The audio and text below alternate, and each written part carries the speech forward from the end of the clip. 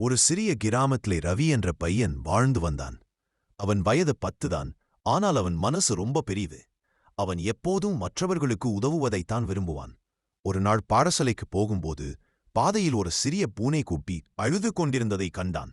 அதற்கு காலில் சிறிய காயம் இருந்தது. எல்லோரும் அவசரமாக சென்று கொண்டிருந்தனர். ரவி மட்டும் நின்று குட்டி பூனைக்கு தண்ணீர் கொடுத்து மெதுவாக தூக்கி பாதுகாப்பாக மரத்தடியில் வைத்தான். பாடசாலைக்கு தாமதமாவது தெரிந்தும் அவன் மனசு அந்த பூனையை விட்டுப் போக அனுமதிக்கவில்லை. அன்று பாடசாலையில் ஆசிரியர் கற்பித்தார், மனிதன் செய்யக்கூடிய மிகப்பெரிய நன்மை உயிர்களிடத்தில் அன்பு காட்டுவது.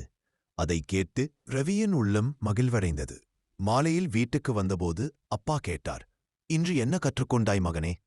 ரவியோ பூனைக்கு உதவியது பற்றி கூறினான். அப்பா சிரித்தார். பெரியவரோ சிறியவரோ என பார்க்க வேண்டாம். நம்மால் முடிந்த நன்மையை நாம் செய்ய வேண்டும். இறைவன் நம்மை நேசிப்பார். அடுத்த நாள் பாடசாலைக்கு செல்கையில் அந்த பூனை உற்சாகமாக ஓடிக்கொண்டு ரவியின் அருகே வந்தது. அது நன்றியைப் போல இருந்தது. ரவியின் மனசு நிறைந்தது. அந்த நாள் முதல் கிராமத்தில் எல்லோரும் ரவியை நல்ல மனசு ரவி என்று அழைக்க ஆரம்பித்தார்கள். கதை சொல்லும் நற்செய்தி, சின்ன உதவி கூட இறைவனின் கண்ணுக்கு மிகப் பெரிது.